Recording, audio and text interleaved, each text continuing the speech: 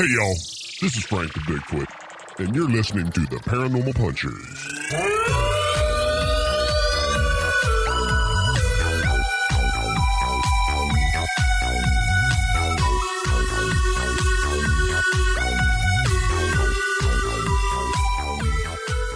Hey, friends.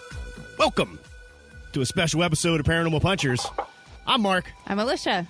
And we are here with NWLA Cryptozoology. Tyler, welcome to the show. What's up, guys? How are you doing? I am good. Just ready to get out of the house. Oh, Yeah. I'm right there with you. You doing well down there? Staying sane? Well, considering Louisiana is like we have the highest percentage growth of COVID-19, or at least a week or two ago we did. I'm doing as well as I can for not having it. So, Yeah. Good. I hope you stay. Stay that way. Yeah, we're doing well ourselves. Just trying to stay busy. It's not easy. So, but fortunately, we keep stocking up each week with some Fouke beer. Yep. And now we're working on some stuff for our movie because there's no better time to work on it. Right. for sure. It's a little teaser that there may be puppets in our movie. Okay. I know. Okay. Yeah. Obviously, it'll be a comedy. No. Puppets are taken very seriously, man. I assumed some type of action film. Well, I'm excited to have you on the show. I know you're into cryptozoology. There's a lot of things about Louisiana that I have no clue. You dropped a few little nuggets on me. Of course, I'm familiar with the Boggy Creek monster. Yes. The Fouke Monster. You mentioned Rougarou, which I think that's like French for werewolf, right? Correct. Nice. Ooh. I got that from movies, so Yeah. horror movies are good for education. Yeah, for sure.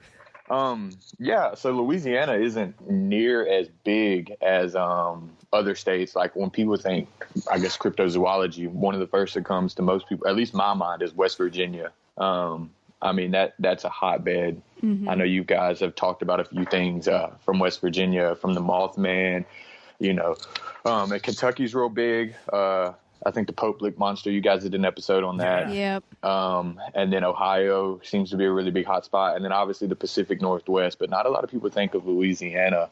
But no, a lot of people, when they think Louisiana, most people think like hauntings and voodoo and such, but cryptozoology, there's a lot of cryptids around here, and that was one of my reasons for wanting to start the Northwest Louisiana Cryptozoology Society, was to, I guess, promote cryptozoology in the area, because I've seen that it's kind of like a dying topic now, and I don't want to let that happen. So, yeah, when did you start it? I started it in January of 2019 Oh, okay. I'm pretty sure. I think it was January of 2019. It might have been towards the end of 2018, but I know I created that. I know I started on Facebook. I made a page on Facebook, and it didn't really take off well. Facebook is a lot harder to grow than Instagram, but I started my Instagram up for sure in January of 2019. Okay. Nice. Now, do you have people that reach out to you with sightings and things like that? Oh, yeah, for sure. And it's not just Louisiana anymore. I mean, I don't think a lot of people know what NWLA stands for. It's Northwest Louisiana, obviously, but some people just had no idea, and they just saw cryptozoology and followed the page. But I have people from all over and other countries message me all the time, telling me about sightings. They want me to post their story on my page and all kinds of stuff. It's crazy how much it's expanded just in just over a year now. Wow. That's fantastic. Well, what, as far as like people with Louisiana sightings, what do we have going on down there? Oh my gosh, man. So like I said, a lot of people don't think of it, Louisiana, so much when it comes to cryptozoology, but like you mentioned before, the Rougarou, which is French for werewolf. Loup-garou is what they called it in France. Well, actually, Loup-garou is French for werewolf. Rougarou kind of came with the Louisiana accent once the French established their colony here. The accent kind of took over. So there's the Rougarou. We have the Honey Island Swamp Monster. I don't know if you guys are familiar with that one. That one's really big here. Sounds familiar. I know. I was going to say, I think I've heard of it. Yeah, I was actually going to message you guys at some point and suggest the Honey Island Swamp Monster. It's really big here. It's similar to the skunk ape of Florida or a Louisiana Bigfoot. We have the Grunch. You guys have mentioned the Grunch before, I think, on an episode. I think it was the one where you were talking about, and I cannot remember the name for the life of me, the little small humanoid cryptid from Pennsylvania that eats apples. The albatwitch. Yeah. The albatwitch. It was, I think, in that episode that you guys were looking up other small Bigfoot-like cryptids, and I think that you stumbled upon the Grunch. I might be wrong about that, but I think it was that episode. So we have the Grunch, and it's, you guys looked it up and thought it might be similar to like a small Bigfoot. Here, there's many different, I guess, descriptions of it. And some say it's similar to like a chupacabra. Some people say it's like a dwarf albino colony of incestual humans. We can go a little deeper into that later in the episode if you guys want. It's a lot. We have the normal Bigfoot sightings as well. People saying they're seeing Bigfoot. We also have another one that's famous strictly for Louisiana called the Parlangois.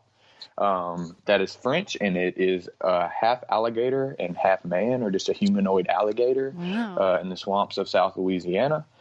Then we have pterosaurs, so like pterodactyls. What?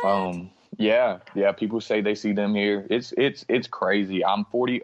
And I'm in Shreveport, Louisiana. We're the second largest city in Louisiana outside of New Orleans. So that we're in the northwest corner. So we're closer to actually, I could be in Texas in 30 minutes and I can be in Arkansas in 30 minutes. Wow. So I'm 45 minutes from Fouke, Arkansas, not Fouke. You guys were calling it Fouke. I kept wanting to cut in, but I was like, no, I'm not going to do that. Fouke. Well, I mispronounce stuff all the time. Yeah, so I completely notorious. understand. It's if you're not from here, that's you see that word and how it's spelled, and I completely understand. It is Fouke, Arkansas, so the Boggy Fouke. Creek Monster. I'm 45 minutes from Fouke. I've been there multiple times. And then Jefferson, Texas is like a 45-minute drive from me too, and that is known as the Bigfoot capital of Texas. They have the Texas Bigfoot Conference there every year that I attend. nice. Oh, wow. Now, have you been up to had Fouke? movies filmed here. Oh, awesome. So, Okay. Now, have you made a trip up to Fouke to Yes. look around for the Boggy Creek Monster? I have. I've been to Fouke multiple times. Like I say, it's only a 45-minute drive away. I also have quite a bit of family from South Arkansas. So I had an uncle that lived in Fouke who claimed to see it all the time while he was hunting. Wow. I've never had a sighting for it. And to be honest with you, I need to get around to doing this, but I've never actually went to specifically search for the monster so much as I've just been, they have a gas station there and they call it the Monster Mart, and it's like half gas station and half museum. And you can, that's a Southern thing, I guess. It's like you walk into a gas station and there's just a museum in there. There's castings of the foot, of the feet prints, and there's just all kinds of different things. It's really cool. But I've been up there multiple times. They also have a Boggy Creek Monster Festival called the Fouke Monster Festival every year. I go to it. It's really cool. It's kind of your tip of the line festival, it's just a normal festival, but I guess the centerpiece of it is the Boggy Creek Monster. So, I've been up there multiple times. And, did you guys have any questions about like the Boggy Creek Monster? Or I was sitting here thinking, ooh, tell us a story. Yeah, tell us a story, Tyler. Okay, so the Boggy Creek Monster, obviously, as we've stated, is out of Fouke, Arkansas. The first sighting was in the 1940s. I can't remember the kid's name. He was 14 at the time, though, when he was hunting, and he fired a shot at a large, hairy creature that he said stood about 7 foot, 8 foot tall, and ran home in a panic. They pretty much said, "Cry wolf." Nobody believed him. And then as time went on, Elizabeth Ford and her husband Bobby moved in right outside of Fouke, Arkansas. And she was asleep on her couch by the window, and she had the window up, but she had the screen down, and the monster broke through the screen and reached for her and tried to grab her by her hair. She panicked and she screamed, and Bobby her husband and I think it was his brother. They ran home and they fired shots at it, and it was a huge thing. Obviously, I'm sure you guys have heard of the movie The Legend of Boggy Creek that was real big in the 70s. Yeah. So they had that after that. They made that movie after that, but yeah, it's they say that it's similar to a Bigfoot, but they say that it is a little bit shorter than a Bigfoot. It's about 7 to 8 feet tall rather than, I want to say Bigfoot. Sasquatch is closer to, they say, to about 8 to 9, 10 foot tall even. Okay. And then some say it has 3 to 4 toes as well in the castings. It doesn't have like a humanoid foot. It's almost like a 3-toed monster rather than like a human looking foot like Sasquatch would have. But yeah, I mean, it's crazy. And it's just crazy being from so close to that area and growing up as a kid and hearing about that and just knowing like I'm 45 minutes from one of ultimately the most famous cryptozoological monsters in North America. Yeah. Now, when was the last sighting of the Boggy Creek monster? Oh man, I would have. They probably don't even update it enough. The last one that I've seen that was updated was like in 2013. Some kids were coming home from a basketball game, and they saw it run across the road right outside of the school, Fouke High School. That's the last one that I could find online. That was probably about a year ago, the last time I looked for that. But you can't really find, people there, it's almost normalized there. It's almost just like a person that lives in the town to them, if you get what I'm saying. They're so used to it there. They're so used to TV shows being in this little this town is small. I'm talking, it's a small, I think there's maybe barely more than 1,000 people there, if 1,000. And there you have Travel Channel there, you have Discovery Channel there, you have National Geographic has been there. Finding Bigfoot has been there. You have all these movies that have been made there about this, and these people it's just so normal to them. It's just like, so now when they see it, if it is a sighting, it's almost like they don't even report it anymore. It's just kind of like if I walked outside and saw a rabbit in my front yard. Goodness. Yeah, I guess that'd be very surreal to just constantly have Hollywood in your town. Right. Yeah. And you're just so commonplace with the monster, like it's a neighbor, next door neighbor. Yeah. Right. It's crazy going there and talking to people about that, and they're kind of just, you'll ask them about it and they'll just roll their eyes like, really, another one? Like you haven't seen all the documentaries on National Geographic and Travel Channel, and you want to come and ask me about it. So Right. Besides the Fouke monster. There you go. Yeah, I'm trying not to mess it up. See if I slip later. What other Bigfoot sightings are down in Louisiana area? Okay. So like I said, Jefferson, Texas is about a 45-minute drive outside of Northwest Louisiana where we live. And East Texas is right along the border of Louisiana, and it shares a lake with us called Caddo Lake. Shreveport, the city I live in, is actually in Caddo Parish. So the lake is named after the Caddo Indians from the area. But we share a lake along the border of Texas, and there's just a hotbed of all kinds of Bigfoot sightings just on that lake. Let's see. I know a lady said that she has seen one come out and take one of her cats. That was on the Louisiana side of the lake, if I'm not mistaken, in Oil City. Okay. And speaking of Oil City, there's actually been movies made there. The Creature from Black Lake. I don't know if you guys have seen that movie before. No. Mm-mm. Yeah, it came out in the 70s. That was filmed in Oil City. But anyway, yeah, I think a lady I think in like 2017, she came out and said that one of them took one of her cats. Along the lake. And then all along Jefferson, Texas through Tyler, Texas. Was it you guys that were talking about potentially moving to Texas at some point? Yeah. Yeah. So I don't know if you guys have heard of Tyler, Texas or Jefferson. They're not very big, but there's just sightings all around it. And they seem to call it's Bigfoot there. It's not anything, not like the Honey Island Swamp Monster, the Fouke Monster, or the Skunk Ape, or, something different. These guys are saying they're seeing what they claim the most in the Pacific Northwest up around California is Sasquatch. And then we also have down in Alexandria, Louisiana, the Kisatchie National Forest. This is actually reasonably new. I stumbled upon this a few days ago, just doing a little more research so I could kind of be prepared for you guys. And in the Kisatchie National Forest, there's these two guys. Let me get to it in my notes. Yeah, there's these two guys. They won't give up their, I guess, real names. They go by Tex La, TEX for Texas, and LA for Louisiana. Okay. And then Claude is the other one's name. I don't know if that's his real name or that's just what he's given, but they want to be anonymous pretty much. And they say that they've been searching for Bigfoot in the Kisatchie National Forest for years. They have seen it. They have casts of, Bigfoot prints, and they found beds and just all kinds of evidence of Bigfoot. And they even have recordings of howls from that area, from the National Forest there. I tried to find the audio of it to try to get to see if we could play it on here, but I wasn't able to look it up and find it. Oh, man. Yeah, that's interesting. Right? Yeah.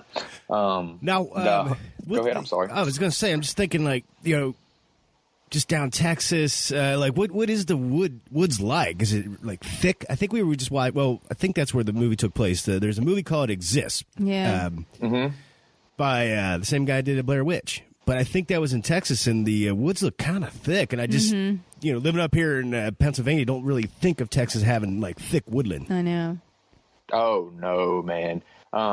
It depends what part you're in. Texas is huge.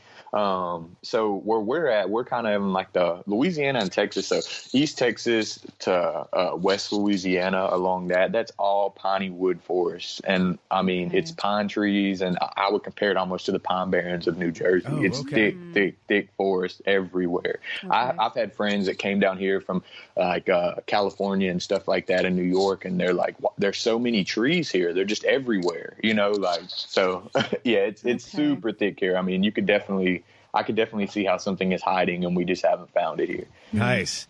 I might want to do a little more research about Texas before I move to Texas, since I apparently have no clue. Yeah, a lot of people think when they think Texas, they think West Texas, where there's a lot of plains and it's hot and open and a lot of farmland and stuff like that. That's West Texas, and you have that in the east side. But like I say, the east part of Texas and the west part of Louisiana, where we are, is just super. It's just all piney wood. South Arkansas, it's pretty much just the same area, So it's just pine trees everywhere. Everywhere you look, you're going to see a million pine trees. And how many, with that kind of terrain down there and what you're doing with the NWLA Cryptozoology, how many reports do you get a month in the year you've been? How about in the year you've been doing this? A little over a year now. Let's see. I guess it hasn't taken off so much to where people are giving me so many sightings and reports. I've probably, let's see, in the past year in Louisiana, I'm probably getting close to 10 or 11 reports of different random things. But I don't know if people just don't know that they can send in reports to me or what, but I'm kind of glad that I'm on this podcast. So if anybody follows, they can. Yeah. For sure. Because some people will randomly, and I try to put on my story on Instagram, hey, if you have a report, send it in to me periodically. But yeah, I've probably had maybe one each month since I've been started. I haven't had one this month yet, actually. I guess because everybody's been inside, nobody's been outside to see. They could be cryptids running around everywhere and nobody would see because we're all stuck inside. Exactly. Right. In fact, we had Art Designs 305. He lives down in Miami. Mm-hmm. Okay. But he had posed that question, not a lot of reports or anything going on. We're trapped inside. Are there going to be more sightings when we start going out? Because maybe the Bigfoot or these cryptids are just kind of getting used to hey, there's no one around. I can do whatever I want. Right. And then all of a sudden we just flood the woods and, out there having fun. Yeah, I don't see why not. I mean, I honestly had the same thought process myself. This might be good for, cryptozoological research. So I'm excited to, when everything opens back up, to get back out in the field and start doing a little more research myself. Yeah. Yeah, because, there's reports of bears and things coming down into towns and stuff because there's just less people out, less cars. They can just kind of wander across the street and there's no cars coming. Yeah. I'd be very curious to see if any cryptids would make their way closer to cities because they just had the freedom to move a little easier without a highway full of bazillion cars racing at 60 miles an hour. For sure. Yeah, like I say, I'm really excited to get back out there and see. I'm hoping that when all this opens back up, people will start giving me, more sightings, and I can post about it and post their stories and stuff like that. Yeah, that'd be great. I know. Yeah, for sure. Now, you brought it up, and I just got to know what the Honey Island Swamp is all about. No, not the swamp, the Honey Island Swamp Monster. Yeah, I was just going to ask if you guys wanted to go in on that. So the Honey Island Swamp Monster is a lot similar to the skunk ape in size and description. Smell? Yeah, smell, really bad smell, very like shaggy hair. It's not as big as a normal Bigfoot. It's closer to probably 6 to 7 feet tall. And the thing, I guess, that is more specific to it that other humanoid ape creatures, cryptids that it has, that others haven't, is webbed feet, because it lives in the marshlands and it lives in the swamps of Louisiana. Ooh. So it needs webbed feet to be adapted to, I guess, that, terrain. So the Honey Island Swamp Monster, it dates back all the way to the 60s. A man named Harlan Ford, who lived close to Slidell, Louisiana. It's very, very, very far down south. Okay. I'm closer to Dallas, Texas than I am this place. But anyway, he was hunting and he actually saw it. And then after that, it was almost like an addiction to him. He would go out in the woods, daily, for hours upon hours upon hours. And apparently, from what I read, it caused problems in his marriage and it caused problems with his job because he was so addicted to finding what it was that he saw. Mm-hmm. And so that was in the 60s. And finally, in the 70s, he and a friend found tracks of it. And that's how it was known to have the webbed feet, because of his tracks. And like I mentioned before with the Boggy Creek Monster, who has 3 toes. This one also had 3 to 4 toes, depending on the track, and they were webbed. So that's how they found out about the webbed feet. And it kind of got national fame on that. Well, maybe not national fame, but I guess Louisiana fame from that. That's when people started really running down there to try to find it and stuff like that. Because along with those casts, he also found a wild boar who was partially eaten and its throat was slashed, almost like something you did a tool or something to kill it, but it was just partially eating. So, and then moving forward, he, like I said, he spent a good portion of his life after this, I think it was 1963 when he initially saw it, trying to find this creature. And he passed away in 1980, and his family, while going through some of his stuff in his offices, came upon a box of Super 8 tracks that he had recorded. And they found one that was labeled the Honey Island Swamp Monster. And this was his daughter and his wife at the time. And they played it. And you can actually look up footage that he shot. And he finally got it on tape. And it's 19. There's not a specified date for it because it happened, I'm assuming, sometime between 63 and 1980. He never brought it to the light. He never pushed it to the public. He never showed his wife. He never showed his daughter. So nobody has a set date of when this was filmed, but it's very grainy, but you can definitely see what almost looks like an ape walking on 2 feet just through the swamps of Louisiana, bracing himself on trees and pushing his way past trees. And if you look at it, he just looks so much larger than a man. You know what I mean? It just doesn't, I don't know.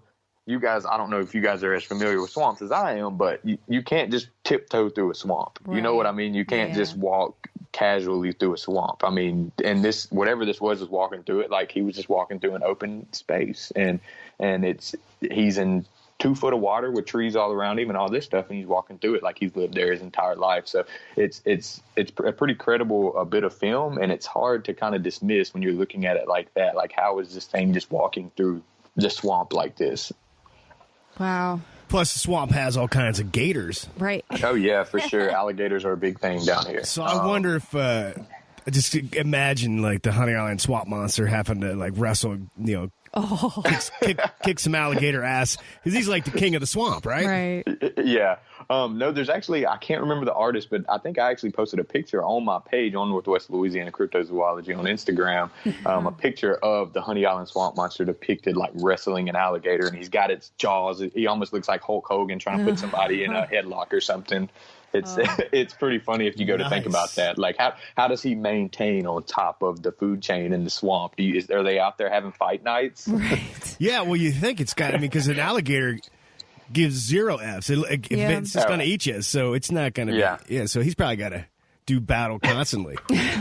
Battle Royale out in the swamp. I can see it now. Yep. Oh, man, that's got to be a movie. Yeah, for sure. Which they have shot, like I say, many. I think there's actually been 3 Bigfoot or humanoid related movies filmed in Louisiana that I have seen. 2 of them were in Oil City. Okay. So, yeah, one of them was in 2016 called Skookum, The Hunt for Bigfoot. Okay. And then there was one, the more famous one was The Creature from Black Lake, which was in 1976. I'll have to look that up. Yeah. Yeah, it's the Creature from Black Lake. That's a really good one, and they're filmed in Oil City, which is probably a 15-minute drive from where I live now. Okay. Nice. Now, alligators got me thinking about the cryptid you said's like half alligator, half man. The Parlangua. The Parlangua. Yep, Parlangua. Parlangua. Parlangua. Yeah, you got to give it a little French accent while you're saying it. You of know, course. get that Louisiana in there going, the little Cajun inside of you going. I'm learning so much today. I know. Everybody's got a little Cajun in them. They just don't know it yet. Nice. You get down here for Mardi Gras and it comes out, I promise. So, yeah, the Parlangua, that's it's like you said, it's like half alligator, half man. Or at least that's how it's described. So I guess before I go in on this, when I think of cryptids, I think of animals, because when you look at the definition of cryptozoology, it is the study of animals whose existence cannot be proven. So when I look at that, I look at animals. A lot of people, I think, personally get the supernatural mixed up with cryptozoology. And that's not me saying that the supernatural can't be real. It's me saying there's a difference between cryptozoology and the supernatural. Does that make sense? Yeah. Yeah. Like for instance, a werewolf compared to a dog man. So a dog man is just essentially a wolf that walks upright, that kind of has humanoid features, whereas a werewolf is a man who can shapeshift into a wolf. So the dog man is more of a wolf or an animal all the time, whereas the werewolf, you get what I mean? He has some type of supernatural power. And like I say, I'm not discrediting anybody out there. I'm not saying the supernatural things aren't real. I personally believe in quite a few of them. I'm just saying that there's a difference. So when it comes to it being a half alligator, half man, I don't know if I believe that, but I don't know why we can't believe in a humanoid type alligator who has evolved over time to, I guess, be able to navigate the swamps better. Yeah. Okay. Yeah. Yeah, I see that. That's my discretion I want to put down when we're talking cryptozoology. But anyway, yeah, so the Parlangua, it dates back to the 1960s in Rapides Parish, Louisiana. Which is also down south. Most of these cryptid sightings are down south. And it dates back to a couple drove their car into the swamp, I guess by accident. I would hope. And, I would hope as well. And when they pulled the car out, they were half eaten. Oh. And as somebody looked off into the distance as they were pulling it out, they saw what looked like a man almost wading through the swamp at about waist level, but he had no shirt on and his body was scaly and he had huge claws and his face was almost like an alligator's with a snub nose. So it's pushed back to that.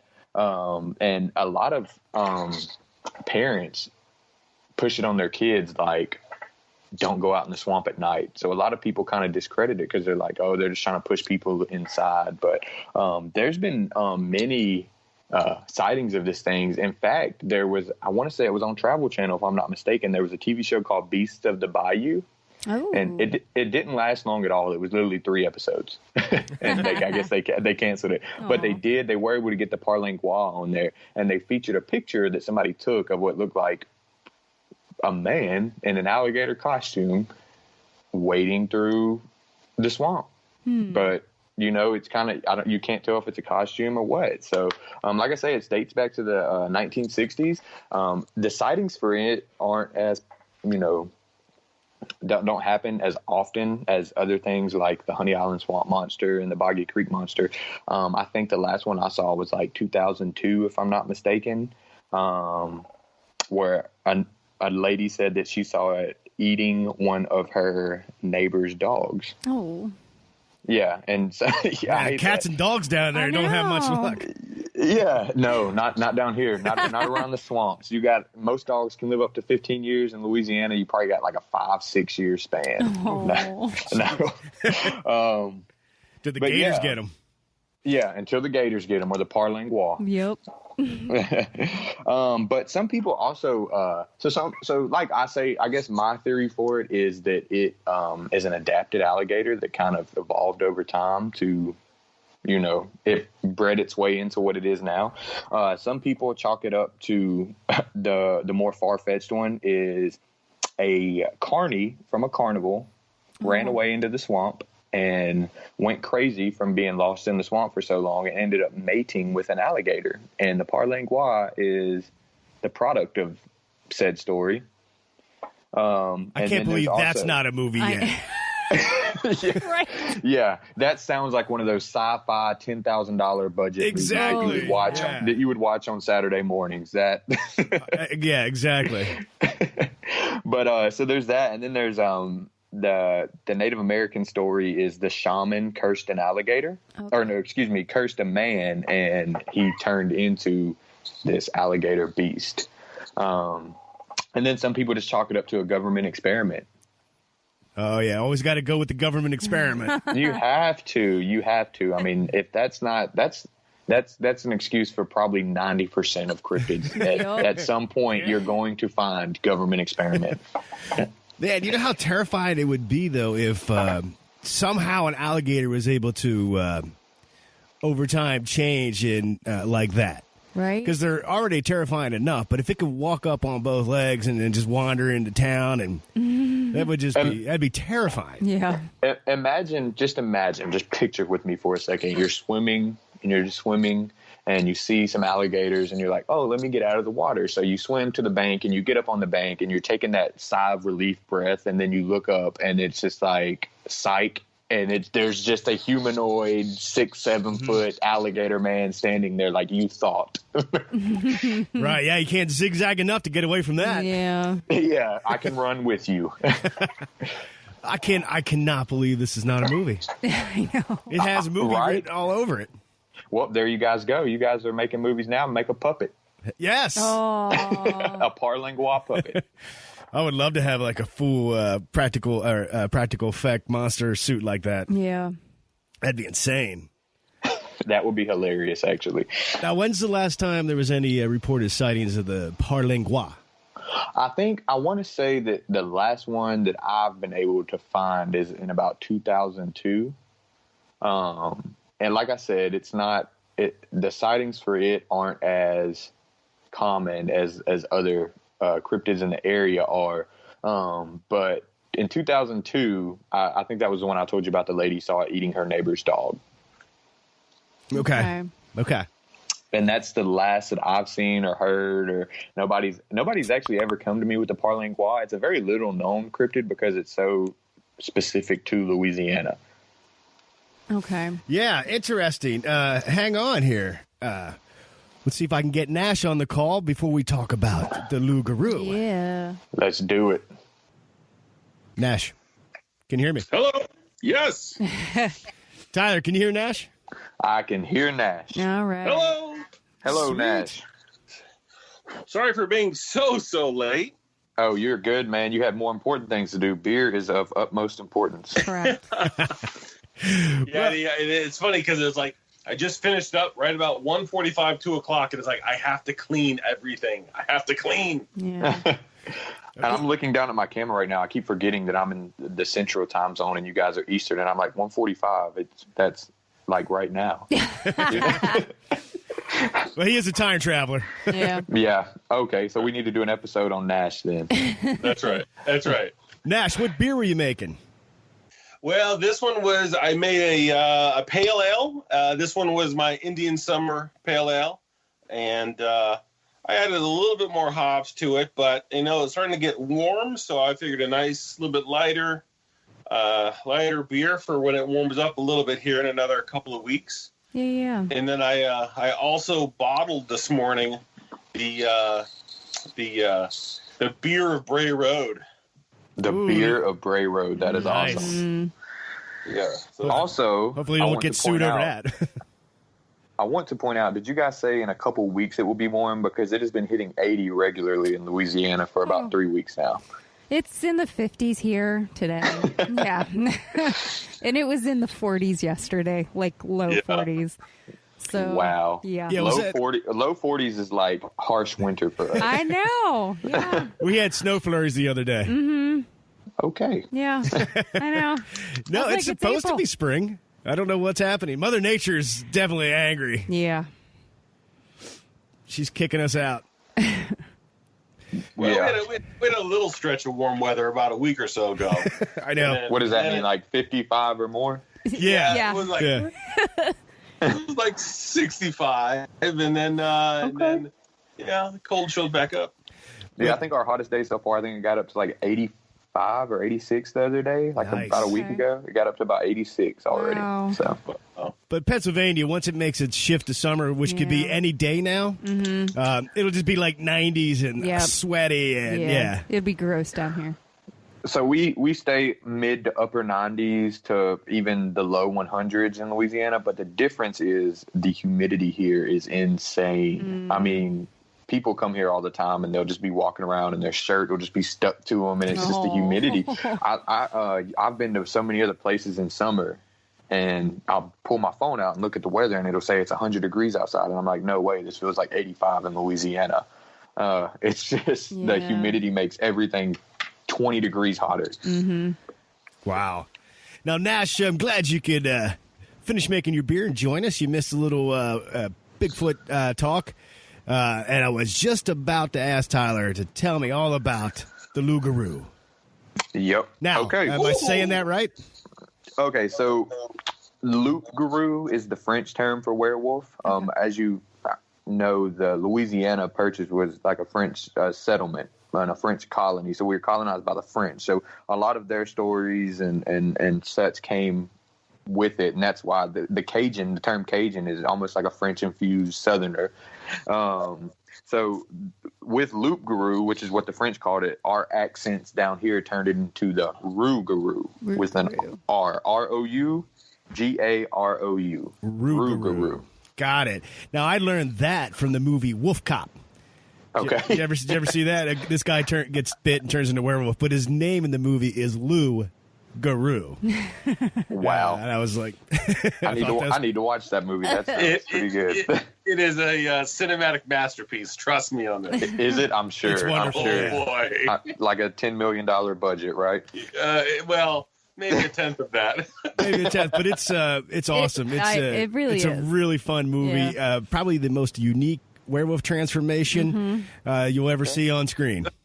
Okay. Then I will look that up probably because I have nothing to do when I get off of this with you guys. I hope you enjoy it.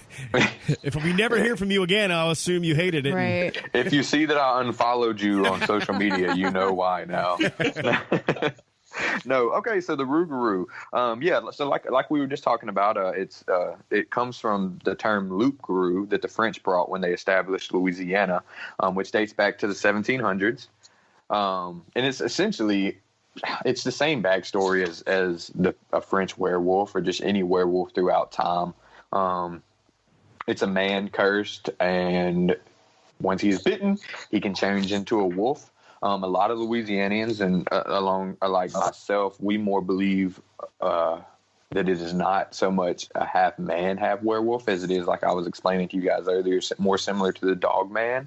Okay. To where we want to believe that it can't shapeshift back and forth. It's just stuck up, upright walking humanoid type wolf. But the original story goes back to where Catholics were meant to, it was almost like an omen for Catholics who broke Lent. So who weren't abstinent during Lent and, didn't hold back from eating specific things and all of that. Because the French are predominantly Catholic when it comes to religion. So the story kind of goes hand in hand with their Catholic religion. Okay. Now, what kind of sightings have there been? Has this thing been stealing cats and dogs like the Bigfoots down there? Okay, so the Rougarou has tons of sightings. I mean, we could do almost a whole episode on the Rougarou. But it's their sightings constantly. It's so popular in Louisiana, and there's just, if you live down south, like I say, I live in North Louisiana, so I don't hear about it as quick as people down south do. I kind of have to do hearsay or online or something like that. But I mean, you can just, if you look back, sightings of Rougarous, it goes back just, well, I mean, I think the latest one that I saw was in 2019, and it was 2 kids squirrel hunting in the swamp, and they shot a squirrel and it fell into the swamp, and the Rougarou grabbed it and just, it, like, they said that they shot it and it fell and it landed into a portion of water in the swamp, and the squirrel was floating, and then all of a sudden they said that they just heard splashing through the swamp, and they turn and look, and it was just a big black mass running at full speed, runs by, scoops up the squirrel, and continues to run. So the Rougarou is a thief. Yeah, I was going to say, they're the ones went hunting, and that was their squirrel. The thing just took it and ran.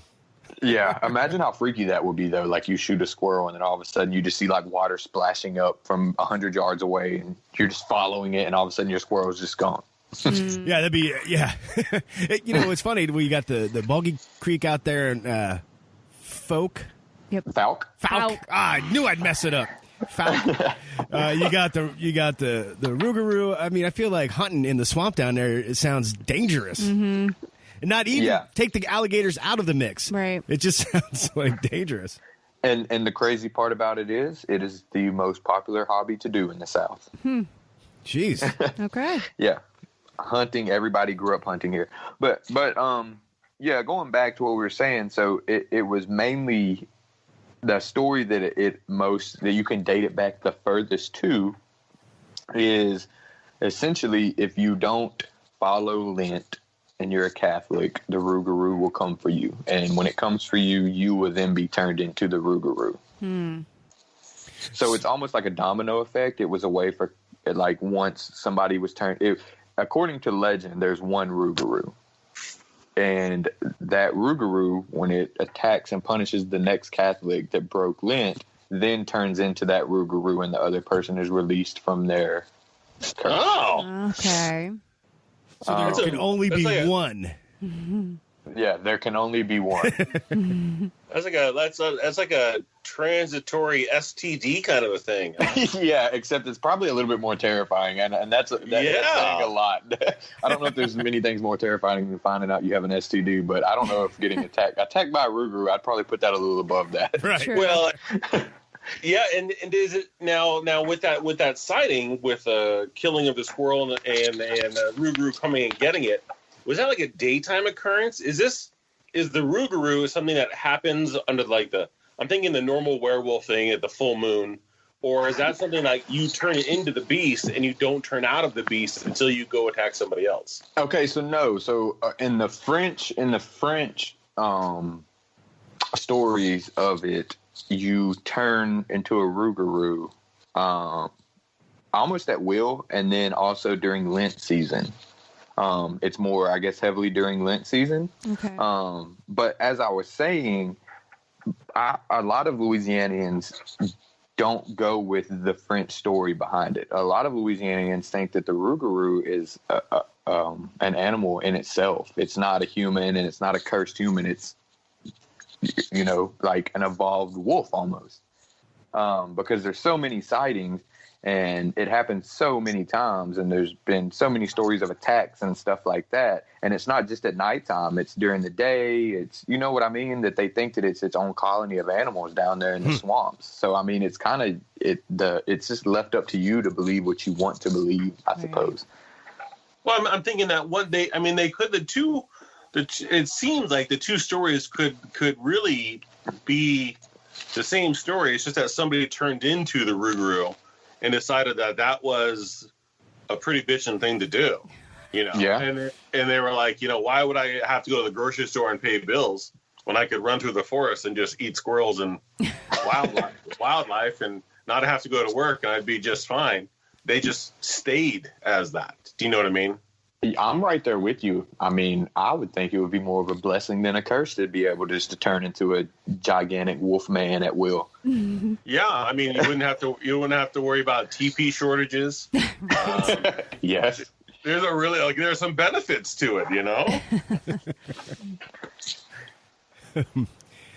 Yeah, but Nash, you missed us talking about the alligator man lives in the swamp. Yeah. So you could become a Rougarou and hang out in the swamp, but it looks like daily you might be fighting some other cryptid just for that squirrel. Oh yeah. Yeah, you'll be going hand to hand, toe to toe with the parlingois.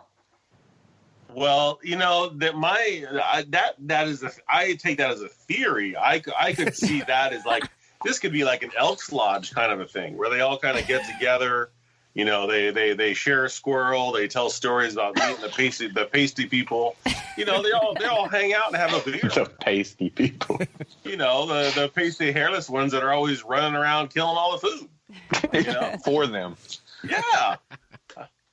I think it's like a meeting place, you know? It's like a bar. It's like a social event. The swamp, it's not the name of where you're at. It's like the bar in the swamp for them. That's right. That's the name of the bar. The parlingois, the Honey Island Swamp Monster, the Grunch, and the Rougarou are all just hanging out in the swamp. Yep. Yeah, they're just chilling, you know? And do you ever think like they have their own names for each other? Like they're like, saw a human today. He yelled Rougarou at me for some reason. My name's Larry, but whatever. And like Rougarou is actually like some type of insult. Right. He goes home crying. And then he hears somebody splashing up behind him in the back, and he's like, "What's up, Paul?" And the Honey Island Swamp Monster sits down. And he's like, "Yeah, same thing. Somebody yelled Honey Island Swamp Monster at me today. My name's Paul." No. we don't walk around yelling "human" at each other. You know? Yeah. I mean, it's just Which would be pretty funny. Yeah. That would be hilarious. What's up, human? That's right. What's up, human? That's right. They're like, my name is Nash. Yeah, whatever, human. Yeah, whatever. Stupid human. Well, maybe they're in the swamp plotting when they're going to rise up and kick us out. Could be that. The too. best time would be during Mardi Gras season when everybody is drunk. If I had to make a suggestion myself, Yeah. when we have like a 2-month span of Mardi Gras parades and everybody's passed out drunk in the street and all the businesses are closed down because we literally closed down cities for Mardi Gras. There's a lot of drunk people, so Yeah. they might not even remember seeing Yep. a Rougarou running around. Now, with all the costumes, I'm like, hey, they could probably just blend into the party. Yep. And Oh, then yeah, I'm everybody sure. just assume that like this guy went the extra mile with his costume. I'm sure there have been plenty of people on Bourbon Street standing right next to the parlingois and just cheersed up with it and just thought it was the coolest damn costume they've ever seen in their life. And I could say that the stank might give him away, but I have a feeling during Mardi Gras there's probably a lot of smells on the streets. Yeah. Okay, so I love my home state. Let me say this, but New Orleans always smells like a dirty trash can, no matter what time of the year you go. If you get on Bourbon Street, it doesn't matter except maybe now. I saw a picture circulating on the internet the other day in Bourbon Street. They like power washed the streets, and it was just like no people on it, and it looked so empty. And I was like, wow, that cannot be New Orleans. But Wow. yeah, at about 99.9% of the year, New Orleans sounds like somebody hasn't scrubbed their toilet bowl in a few months. Jeez.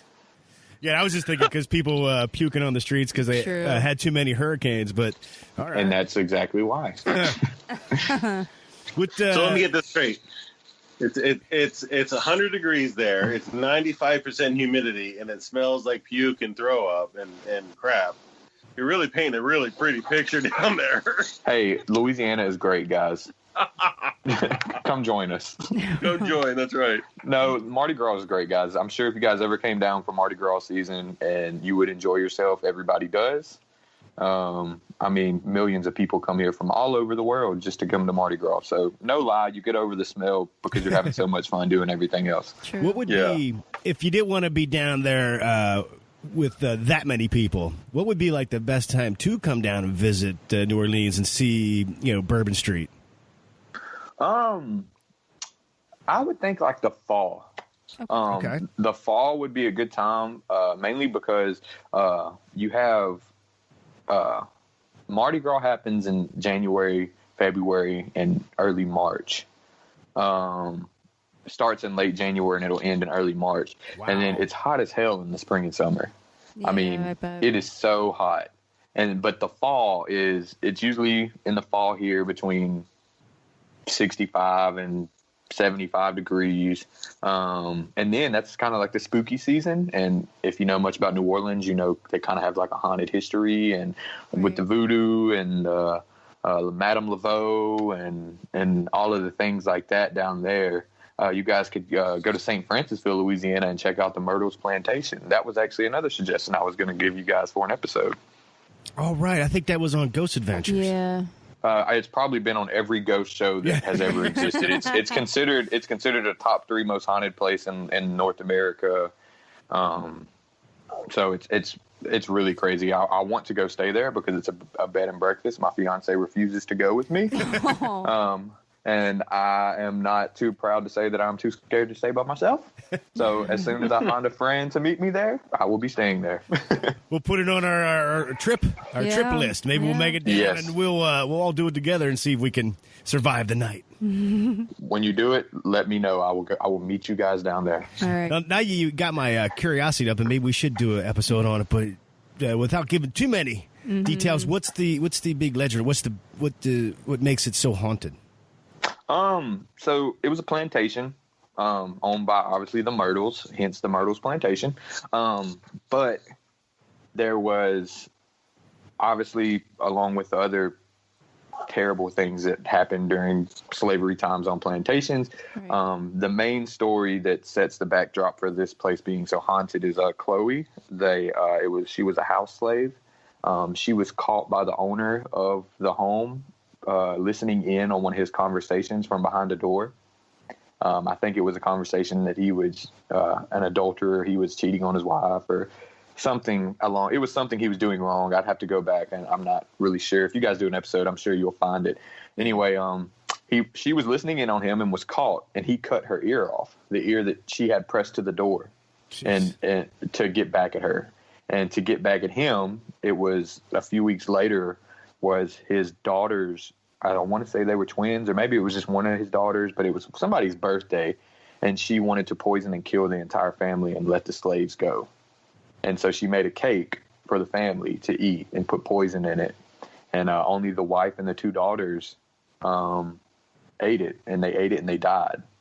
And the husband did not eat it, but the husband ended up finding out that Chloe did poison the cake and killed his family. So he hung her and killed her, and all shit breaks loose after that. Yeah. So yeah, it's crazy. From mirrors, they say there's pictures. I mean, you could literally go on Google Images right now and type in Myrtles Plantation ghost pictures, and you would find an unlimited amount, because, like I say, it's a bed and breakfast now. Some people just use it to stay there when they're in the area, but most people that go there do it because they're ghost hunting. And I mean, they're being constantly updated on Google Images daily from people just taking pictures there. And there's ghost images and mirrors, and there's ghosts. The most famous picture is a black and white photo of the plantation, and it's just from the outside of the home. I guess somebody was just wanting to take a picture of the home, and when they took it, they didn't see it before they took the picture, but once the picture was developed, and at the corner, it almost looked like she was peeking out from behind the house. You see a dark figure with what looks like, I guess like a house slave's outfit, like the little black dress with the white apron around it and all that. You see what looks like an apparition in that outfit peeking out from behind the home.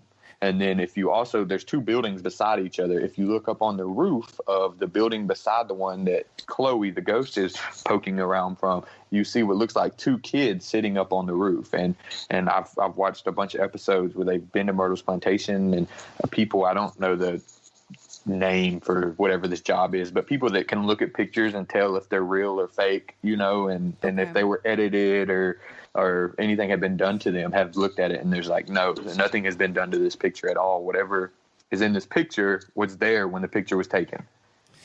Interesting. Yeah, I'm looking at the picture right now. Huh. Yeah. Now you can see her peeking out from around the corner of the house. And then on the building, a lot of people don't notice this one, but if you look up on the building to the right of her, you see what looks like two kids with their knees pulled up to their chest sitting on the roof. Yeah, interesting. Yeah, we got to look this up. Yeah. It is the most haunted place in Louisiana, and it's considered one of the top 10 most haunted places in the world. Wow.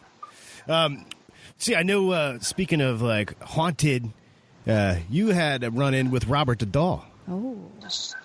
Yes, I did. So, did you take a picture of him? I'm sorry? Did you take a picture and not ask permission? You guessed it. And let me tell you this. So just a little backdrop. My parents are military, or excuse me, my stepfather was military. He retired in, I think it was 2018, if I'm not mistaken. But his last base that he was stationed at was the naval base in Key West. So, you know, I obviously use that as an excuse to kill two birds with one stone, go see my parents and go on vacation. Right. Me being into the paranormal, I had already heard of Robert the Doll and knew that he was in the East Martello Museum there. And that was the first thing I told my mom I want to do is go on the haunted tour of Key West. And it's a really cool tour. Key West has a lot of history. You guys should honestly do. I would suggest doing a whole episode just on Key West, like and the hauntings. It is so. They have a tradition there. Sorry to change topics real quick, but they have a tradition there where you paint your home blue and you paint the roof. You'll see homes and they'll be white, but if you look up at the roof of like the patio or whatever, it'll be painted like almost an ocean blue, because a lot of people believe that ghosts can't pass over water. And what this does is they think it confuses ghosts from being able to come into their house. So everywhere you look at houses in Key West, their roof is painted blue, because they want to keep the spirits out of their house. That is how prevalent hauntings are in Key West. Wow. So it's crazy, but you learn that on this tour. So going back to that, you go on this tour. Key West is a small island. I think it's like 8 miles by 9 miles. It's not big at all. So the tour essentially takes you around the entire island, and you go to different graveyards and you go to different houses. You get to see the Otto house where James Otto lived. Okay. Where the whole story, you know, starts at. And they tell you about the history of it, and then it ends at the East Martello Museum. And you actually get to go in, and it's at night. So it's after the museum is closed. So nobody's in there except the people on tour. And the tour bus guy, the driver has, you know, a key to the museum. He has permission to go in and take his people on tour there to see. So you walk in, and just like you guys talked about in the episode, they tell you, you know, you ask his permission before you take a picture. You always say hello when you walk in the room, and you always tell him goodbye when you leave the room. And they actually have a screen in the back, so that he's there and he's in like this big glass case just sitting in the middle of the room. And me, I'm like, I'm not about to tell a doll anything. You know what I mean? Like, right. Like I'm skeptical. I'm like, I'm not, and even if it is real, I'm like, I want something to happen. You know what I mean? Like I want to see something happen. So I'm like, I'm not about to walk into this room and look like a goofball telling a doll hello. And I'm not about to ask a doll's permission to take a picture of it. And I'm not about to tell a doll goodbye when I leave a room. Well, I should have done all of that, because there is a reason that they say Robert the Doll will curse you. So like I said, I didn't do any of that. I didn't tell him hello. I took multiple pictures with him. I took selfies with him, all kinds of stuff. I have them on my phone now. And I did not tell him goodbye when I left the room. So I get back from Key West, had a great time, by the way. I went there multiple times, so had a great time every time I went. So had a great time, got home. When I got home, about, 2-3 days later, I was at work and I stopped somewhere to get lunch. And I swiped my card for lunch, and all my money was gone out of my card. Oh, no. Oh, no. And I'm like, I know I have plenty of money on my card, you know? And I was at McDonald's, so I knew for a fact I had enough for a $5 meal. So ended up, I had quite a bit of money on my card that was taken. Somebody had, I guess, hacked into my account and stolen all of my money out of it. Wow. And I chalked that up to the curse of Robert the Doll giving you bad luck if you do not mind his, you know, commands, essentially. So they tell you, and you guys spoke on this a little bit during the episode, that if you're cursed, the only way to break the curse is to essentially apologize to him. Yeah. Whether that be They say you can call the museum and they'll put the phone to the glass. You can email the museum. You can write a letter to the museum. Well, I was like, you know what? I'm going to make damn sure that this curse is broken. I was like, I'm going a step further. I'm going back to Key West. So I went, my fiance actually went with me this next time. We went, it was less than a year later. I think it was like 9 months later, we went to Key West, and I went back on that same tour, and I did not care about anything else that they said until it got to the end of it. And I was the first person through the door at the East Martello Museum, and I was the last person to leave. And I greeted Robert the doll, and I walked straight to the case, and I told him, I apologize and all of that. But yeah, they actually have a screen behind where he's sitting at, where his, little display is. And it is a slideshow on the screen of all the letters and emails that people sent in apologizing, from everything from their dog being killed to, their money being stolen, to their wife cheating on them or leaving them. Just so much, getting in a wreck. All kinds of stuff. It's crazy. And I guess he made a believer of me, because I don't chalk it up to irony.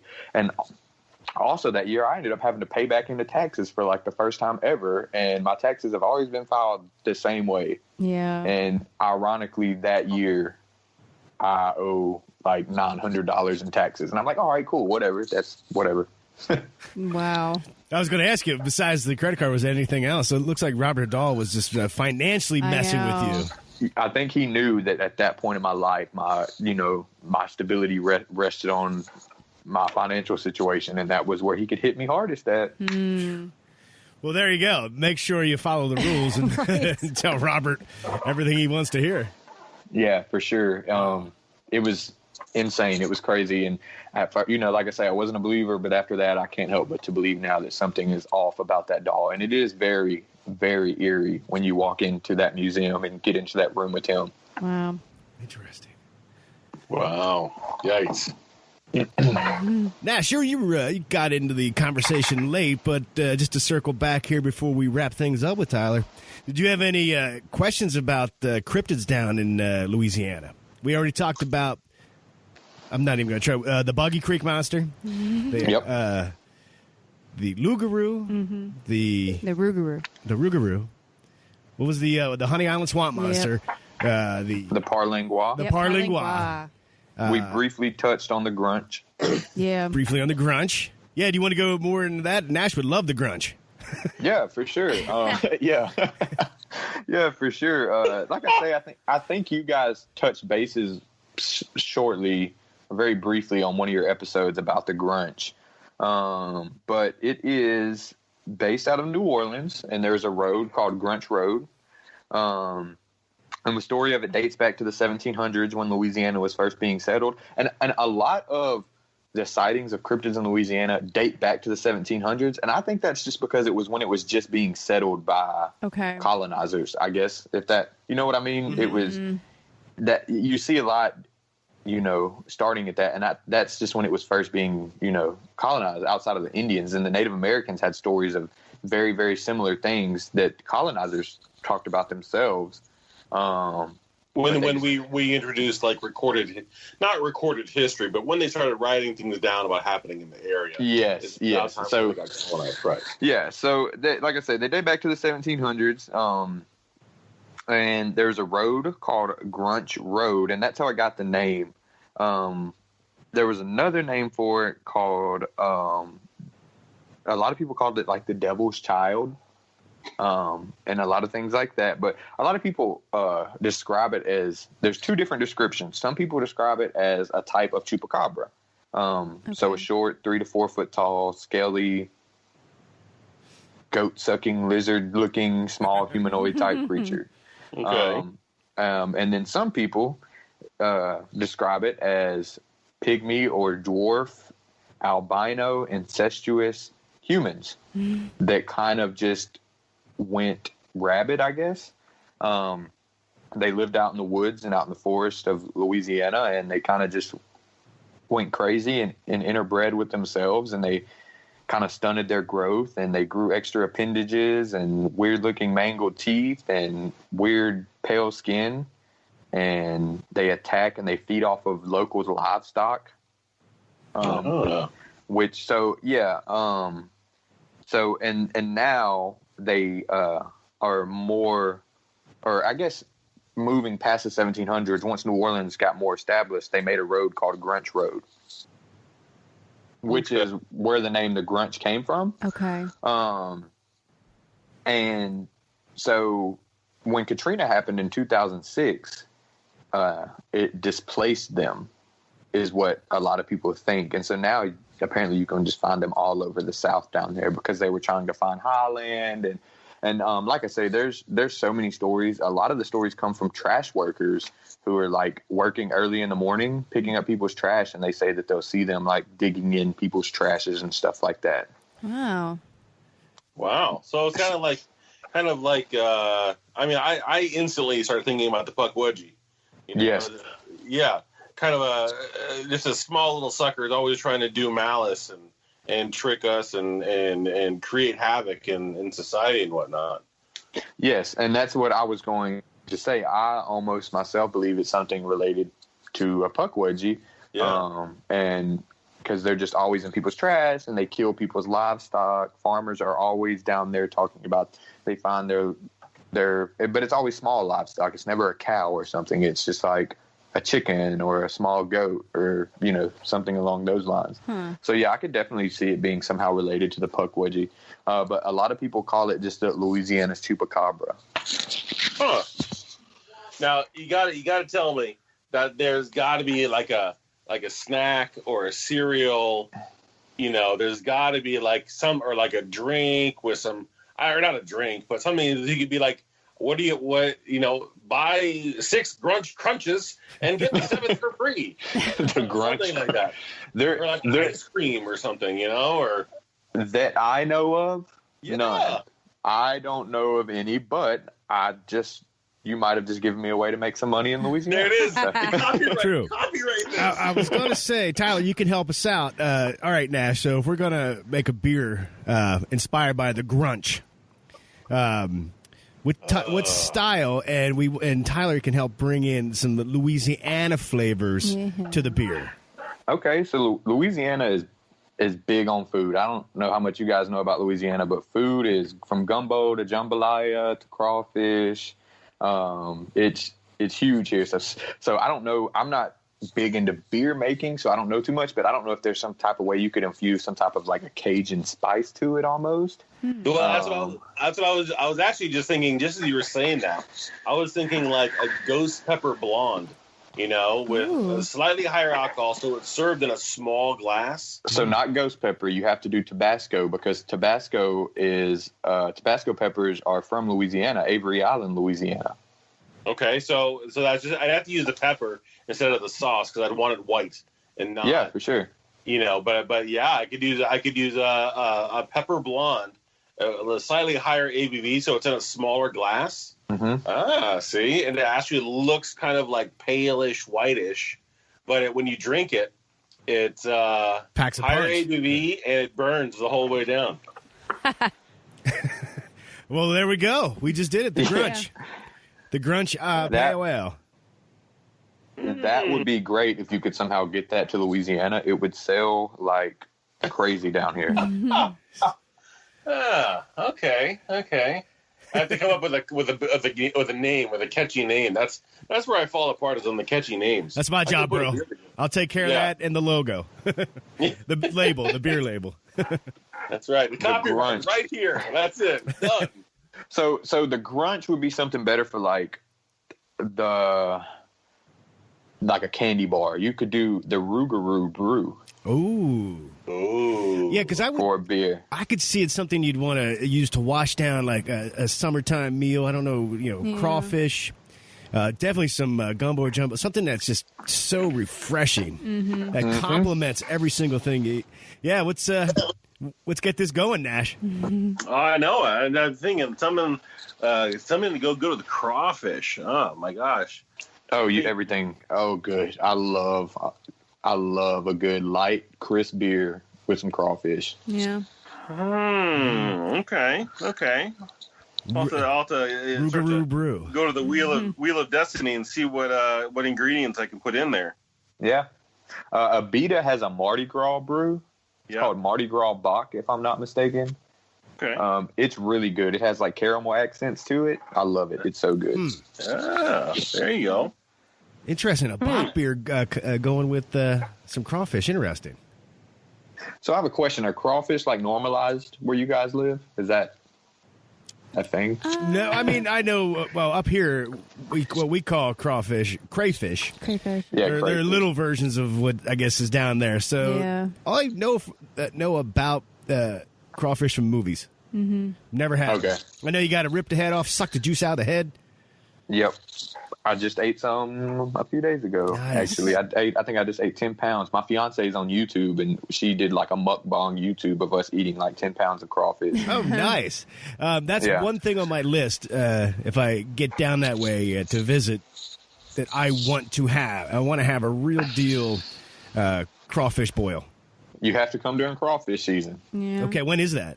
That is late January to usually like late June, early July is the best time. I like going about mid to late. That's when I like getting my crawfish. Is usually late April, or probably like mid-April to end of June. Okay. Probably the best time. So you can come Like down right now. after Mardi Gras when Yes. that's over. Yes. Okay. Yeah, that's on my Yes. bucket list, as they say. If you can, try to find a seafood boil instead of just crawfish, because Louisiana, we're connected to the Gulf of Mexico, so we do everything from blue crabs to jumbo shrimp to crawfish, all of that. Yeah, we do seafood boils up here. I think we call it frogmore stew. Yeah. So it has like red skin potatoes in it, little pieces of corn on the cob, shrimp. Yep. And what's the spicy sauce? Oh, kielbasa. We chuck that in. Andouille. Yeah. And Dewey sausage. Now that's good there. And have you had boudin? No. What's boudin? Do you know what No. boudin is? A Cajun sausage. That's something you should have when you come here as well. Okay. If you ever are able to make it down here. It's just a Cajun sausage, so it's simple. Have you ever had jambalaya? Oh, yeah. Yeah. Okay. So jambalaya is essentially, if you want to break it down, like jambalaya or dirty rice stuffed into a sausage casing. It's a little bit different than that, but that's just the best way for me to explain it Okay. over a podcast without being able to kind of give you a visual reference, I guess. Nice. It's rice, and it's you can do different types of meat. They make everything from seafood boudin to they have pork, beef, chicken, pork. I know the original was like pork liver and stuff like that. So, but it is such a very good sausage. Yeah, definitely. I definitely want to try it now. I made my first gumbo for Christmas dinner. For some reason, I just thought chicken and sausage gumbo sounded like a good thing for Christmas. I watched it. I got sucked into some YouTube channels, and I think it was Chef, what's his name, Isaac Toots, was making it. Yeah. And I was like, well, that looks good. That's what I'm making. Mm-hmm. And then after 30 minutes of making a roux just to get the thing started, I'm like, this is a lot of work. Yeah. The roux is the main focus when you're making a good gumbo. If you don't have a good roux, you won't have a good gumbo. Right. Yeah, I think it took me it took me over 30 minutes for sure, 45. I was just drinking beer and just whisking. Yeah. That's all I could do. Yep. Sounds like gumbo making. Sounds like you did it right. Well, it's not Paranormal Punchers unless we talk about the paranormal and food, and we did it. Yep. Tyler, this has been an absolute blast. I'd love for you to join us again and tell us more stories of down south there in Louisiana. And I know, why don't you tell everybody where they can go find out more about what you have going on? Yeah, so you can follow me on Instagram at Northwest Louisiana or NWLA _cryptozoology. That is NWLA _cryptozoology. And that's where you can keep up with us. I try to post at least once or twice a week. We do a little hashtag theme called Spotlight Cryptid. So at least once a week, I try to upload a little information about a cryptid and go in depth about it so people can learn, because that's the whole basis of what I wanted to do when I created Northwest Louisiana Cryptozoology, was just inform people and educate people on what cryptozoology is and different types of cryptids and where they are. And it wasn't a big thing in Northwest Louisiana, and I've grown it now into having hundreds of followers. And now there's just people from different countries that comment. Like, I think the other day I posted saying where are all of my fans from? And I was just expecting people from parishes in Louisiana to be like, oh, I'm from this city, I'm from this town, from here. I expected maybe a few people from out of states, but I had people from Japan, and I had people from Australia and New Zealand, and it was just crazy.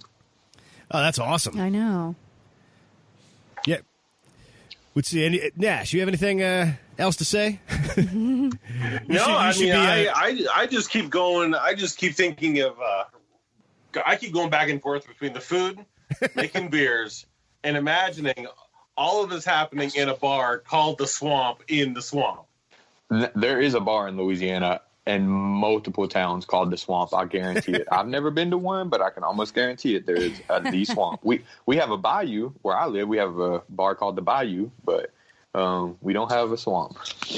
Yeah, and I think just to be a fly on the wall down there, because all of these sightings happen out in the swamp, and it sounds like the place to be if you can deal with the heat and the humidity. Is just like almost like in a tree stand, just down there, just kind of chilling out, hanging out, and just to see how much you can see on any given week. You know what's going on, what's happening down in there.